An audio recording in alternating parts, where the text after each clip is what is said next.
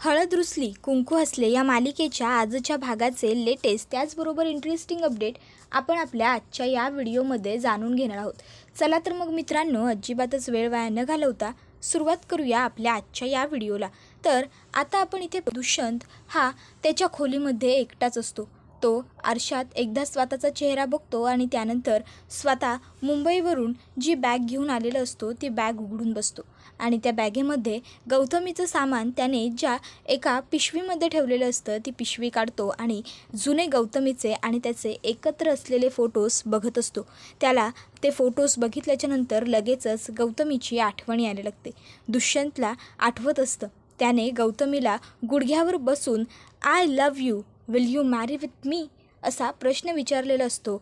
बाजूला सर्व रोमॅन्टिक वातावरण तयार झालेलं असतं आणि त्यावेळेस गौतमी म्हणाली होती येस. आणि मग त्यानंतर दुष्यंत आणि गौतमीने एकत्र छान पद्धतीने डान्स केला होता. एकमेकांच्या मिठीमध्ये त्यांनी आनंद साजरा केला होता आणि त्याच गौतमीने आज त्याला फसवलेलं असतं. तर दुसरीकडे आपण पाहतो की भक्तिताई कृष्णाला सांगत असते, हे बघ कृष्णा, काहीसुद्धा झालेलं नाही आहे, त्यामुळे तुला वाईट वाटण्याची गरज नाही. आणि खरं सांगू का पोरी, तर तू खूप नशीबवान आहेस. अगं हिरा सापडलाय तुला, हिरा. हिऱ्यासारखं आहेत बघ दुष्यंत सरकार. कायम तुम्ही दोघं असंच एकत्र राहावा. त्याबरोबर आता कृष्णासुद्धा सांगत असते, भक्ते खरंच खरं बोलायलास तू. आज पाव तर फक्त माझी दोनच सपान होती. एक तर म्हणजे आपली परिस्थिती सुधारायची, बाण घेतलेलं कर्ज फेडायचं, आणि दुसरं ते म्हणजे आपल्या हिरीला पाणी लागाय हवं. पर आता तुला खरं सांगू, त्या सपनात आणखी एक भर पडली आहे आणि ती म्हणजे दुष्यंत सरकार आणि माझ्या सुखी संसाराच्या सपनाची. मला ना दुष्यंत सरकारांबरोबर खरंच सुखानं संसार करायचा आहे. 7 जन्माची गाठ बांधायची आहे आणि आमच्या संसाराला कुणाची नजर बी नगं लागाया. त्यावर भक्ती म्हणते, नाही लागायची तुझ्या संसाराला कुणाची बी नजर, काळजी नगं करूस. तर दुसरीकडं आपण पाहतो दुसऱ्या दिवशी आता हळदीची समधी तयारी करून मस्तपैकी झालेली असते आणि आता शिष्टमूर्ती उभा असतो तो म्हणजे आपला बंट्या आता जशी कॉमेंटेटरी करावी तशीच आता अनाऊन्समेंट करत असतो. तर इथं आज आपण बघतोय की भक्तिताई आलेली आहे. आता भक्तिताई बॉलिंग करणार की बॅटिंग करणार हे पाहणं खूपच जास्त रंजक ठरणार. तर मित्रांनो, भगिनींनो, भावांनो, समध्यांनी भक्तिताईकडे लक्ष द्या. त्याबरोबर आता भक्ती हसते आणि त्याच्याकडे येऊन त्याला म्हणते, अरे ए बंट्या, काय चाललंय काय तुझं? नाही, आज कॉमेंटेटरी करायला काही क्रिकेटची मॅच नाही आहे आपल्या मैदानावर. आज आपल्या कृष्णीची आणि दुष्यंत सरकारांची हळद आहे. तुझ्या डोक्यात काय ताप बिपसट चढलाय काय? उगाच काय बी करायलास? जरा भानावर ये की का, जरा नीट वाग. त्याबरोबर मग आता ती समोर असलेल्या माणसांकडे बघून हसते. तर आता लगेचच बंट्या म्हणायला लागतो, अगं भक्तिताई सॉरी, पण ते काय ना, मी माईक बघितलं का नाही की मग मला ना एकदम ती क्रिकेटवालीच वाईब येते. लगेच ते कॉमेंट्री करावं वाटतं. बरोबर, सॉरी, आता नाही पुन्हा करत मी तसा. आता मी बघतो, बरोबर करतो हां, तुझा. मग ती भक्ती तिकडनं गेल्यावर लगेचच तो म्हणायला लागतो की तर मित्रांनो आणि भावांनो, बहिणींनो, सगळ्यांनाच आज आपल्या दुष्यंत सरकारांची आणि कृष्णाची हळद आहे, म्हणून मी सगळ्यांना विनंती करतो की समध्यांनी पिवळं कपडं घालून यायचं आहे.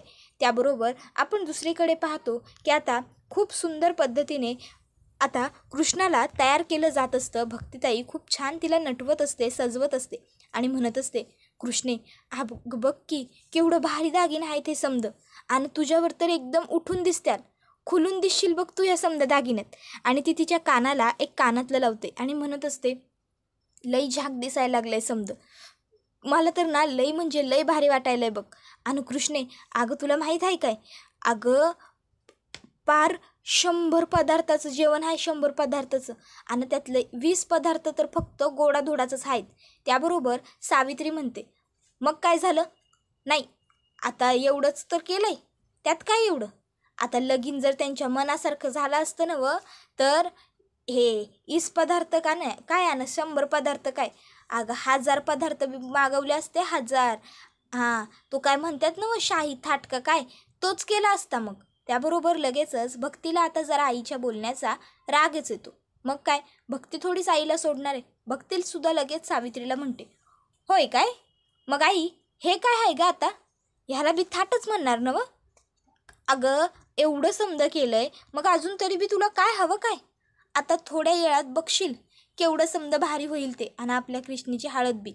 त्याबरोबर पुढं ती म्हणते, तुझ्या बी चेहऱ्यावर जरा हसू आण की आहे. त्यावर ती म्हणते, माझ्या चेहऱ्याचं राहू दे, माझ्या चेहऱ्याकडं तू नगं बघूस.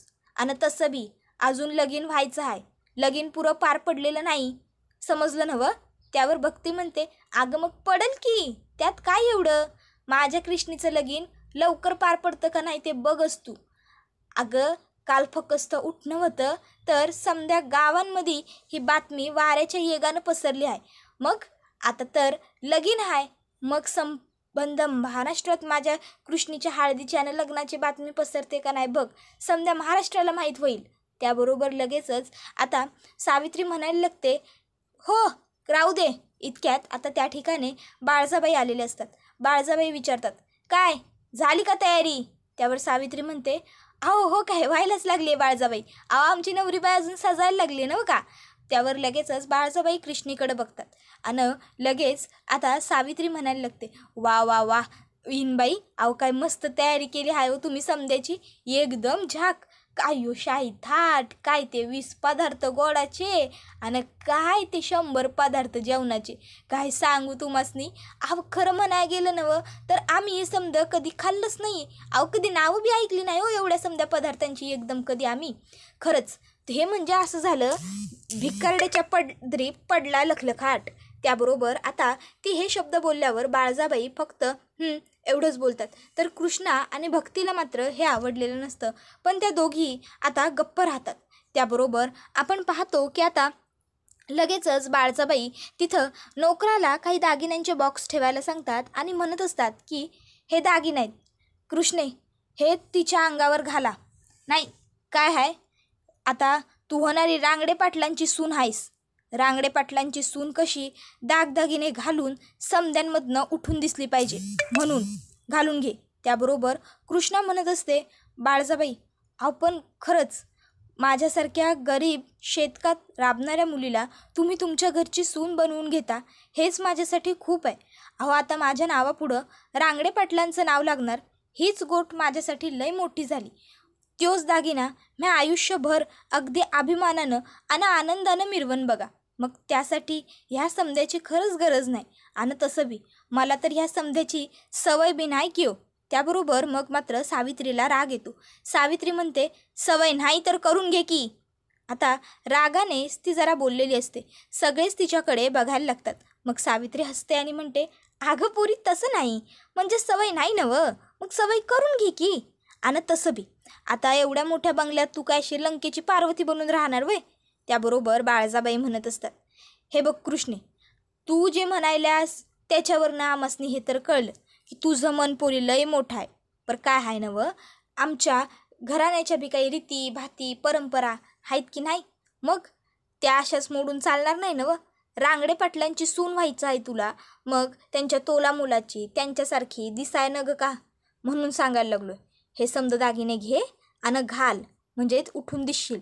त्याबरोबर मग मात्र आता कृष्णाकडे नाही बोलण्यासारखा पर्याय शिल्लक नसतो. कृष्णा म्हणते, ठीक आहे. आणि मग बाळजाबाई, ह्या चला आटपा लवकर लवकर, तयारी करा लवकर, एवढं बोलून तिकडनं निघून जातात. खरं तर बाळजाबाईंना या सगळ्यात काहीच रस नाही आहे, फक्त आपलं पॉलिटिकल करिअर टिकवण्यासाठी ते हे एवढं सगळं करतायत. तर आता इथे सावित्री ही त्यांनी जी माळ दिलेली असते ती बघत असतात. तो 3 पदरी हार, ते सोन्याचे कानातले, त्या सुंदर नक्षीकाम केलेल्या बांगड्या, सगळंच काही बघून आता सावित्रीचे डोळे फिरलेले असतात. सावित्रीला राहून राहून हेच वाटत असतं की हे समजा आपल्या पिल्लाच्या नशिबात यायला हवं होतं. तर आता इथं पत्रकार मंडळी बाळजाबाईंचा इंटरव्ह्यू घेण्यासाठी आलेले असतात. पत्रकार बाळजाबाईंना म्हणत असतात, बाळजाबाई तुमच्या एकुलत्या एका मुलाचं दुष्यंत रांगडे पाटलांचं लगीन आहे, मग तुम्हासनी कसं वाटायला लागलं. बाळजाबाई म्हणतात, अहो हा काय प्रश्न आहे, आपल्या लेकराचं लगीन असल्यावर कोणती बी आई आनंदी असणारच की. त्यावर लोक म्हणत असतात, पण बाळजाबाई बाहेर अशी बातमी पसरली आहे की तुम्ही तुमचं पॉलिटिकल करिअर वाचवण्यासाठी तुमच्या मुलाचा बळी देताय, हे लग्न तुम्ही जुळवून आणलंय म्हणून.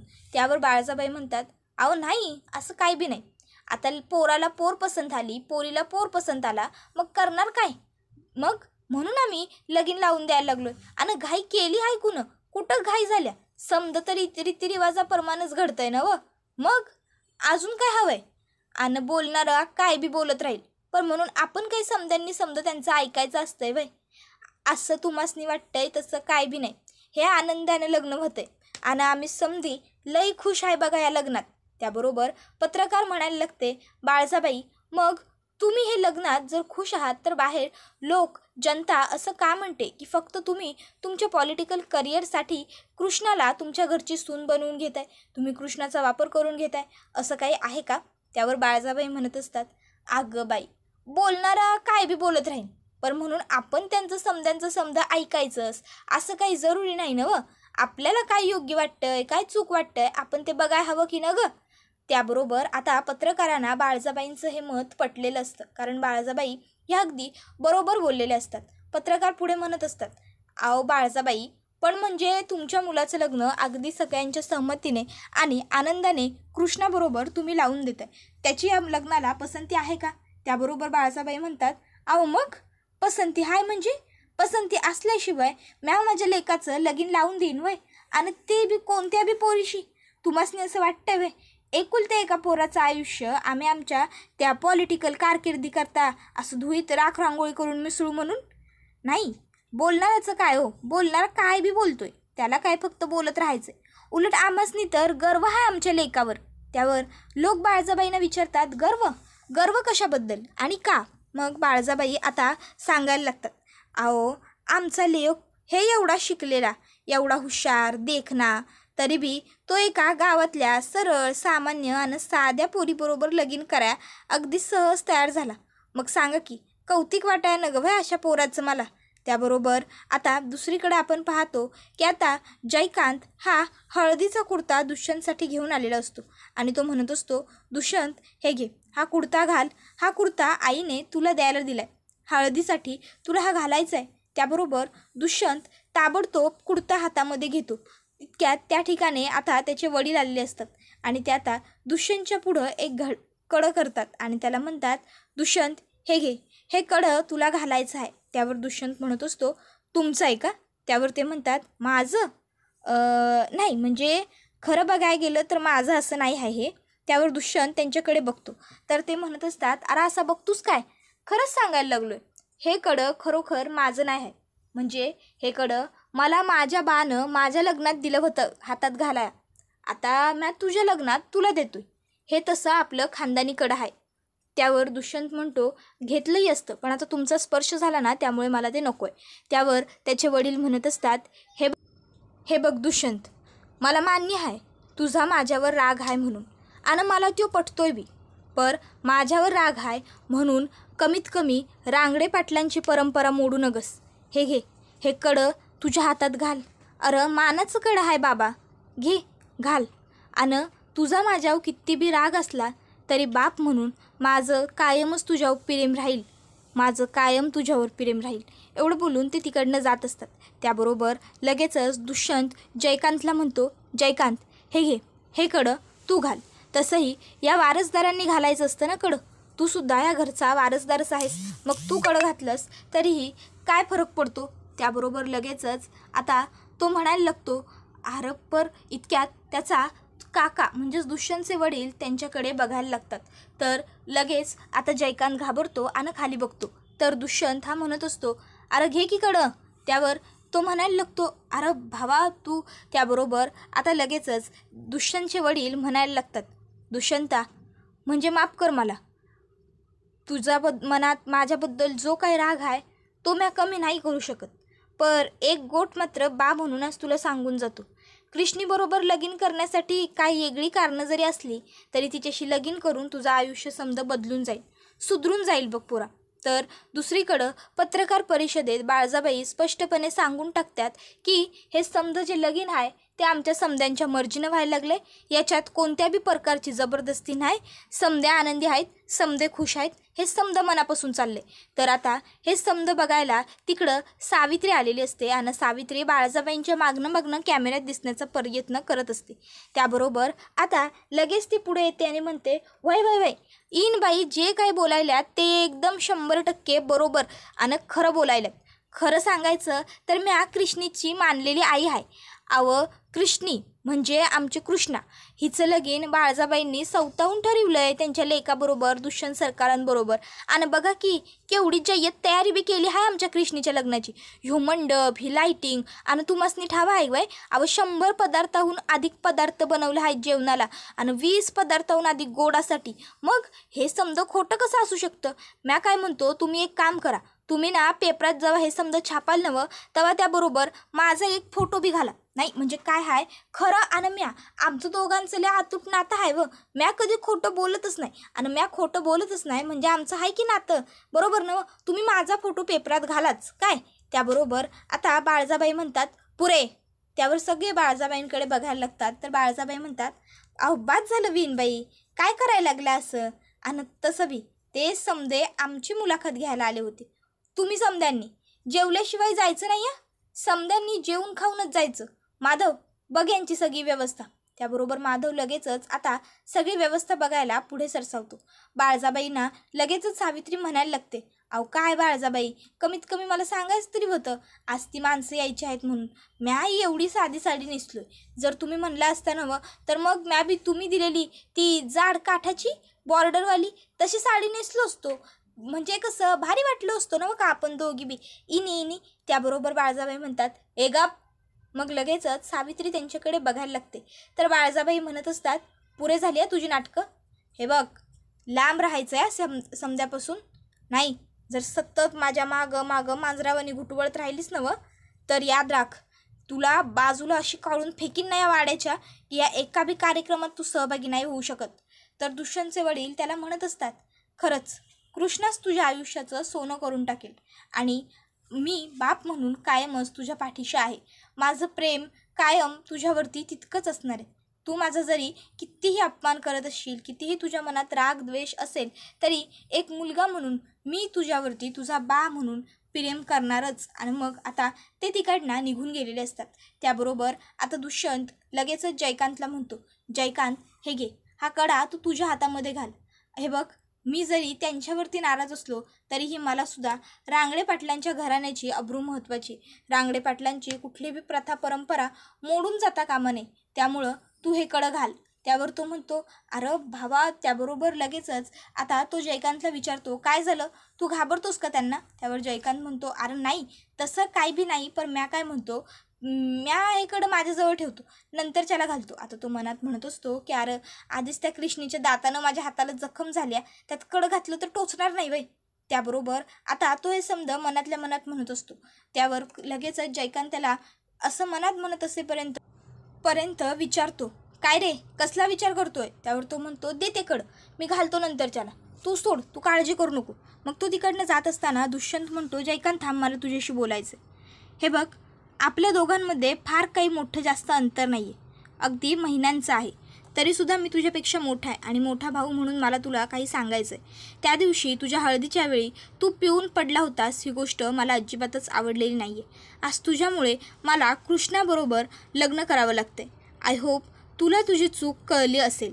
नाही म्हणजे स्वतःच्याच हळदीत एवढं दारू पिऊन झोपणं चुकीचं आहे. मी माझं स्वप्न पूर्ण करण्यासाठी शहरात निघून गेलो, पण तू मात्र इथं आईबरोबर कायम राहिलास. पण तू जे वागलास ते चुकीचं होतंच ना, बरोबर? त्यावर तो म्हणतो होय भावा, टोटल चुकीचं होतं आणि मला ही गोष्ट मान्य बी आहे. आणि आत्ता पुन्हा मी कधीच नाही चुकणार, वचन देतो तुला, ते बी अतिप्रचंड येगानं. त्यानंतर तू त्याला मिठी मारतो आणि मनात म्हणत असतो की हळद तर मी तुझी गाजवणार, पण झालेली हळद नाही, मोडलेली हळद आणि मोडलेलं लगीन. त्यानंतर आता कृष्ण आणि दुष्यंत हळदीच्या पाटावरती हळद लावून घेण्यासाठी बसलेले असतात. जयकांत मनातल्या मनात म्हणत असतो लाव किती हळद लावायची आहे ना कृष्णे, तेवढी लावून घे. पर बघ आज नाही जर तुझा गेम केला ना तर म्या बी नावाचा आता जयकांत रांगडे पाटील नाही, ते बी अतिप्रचंड येगानं. त्याबरोबर आपण दुसरीकडं पाहतो की कृष्णाचं लक्ष हे सतत जयकांतच्या हातावरती जात असतं आणि जयकांत हा सतत त्याचा हात चोळत असतो, दाबत असतो. त्याबरोबर आता ती त्याच्याकडे संशयाच्या नजरेने बघते. दुष्यंत विचारतो काय गं काय झालं? त्यावर कृष्ण सांगते नाही काही नाही. आणि मग आता जयकांत हा लांबून हे सगळं बघत असतो आणि त्याच्यासमोरच कृष्णा आणि दुष्यंत यांना एकत्र हळद लागते. त्याबरोबर हा व्हिडिओ इथेच संपतो. व्हिडिओ आवडला तर व्हिडिओला लाईक करा, चॅनलला सबस्क्राईब करा. धन्यवाद.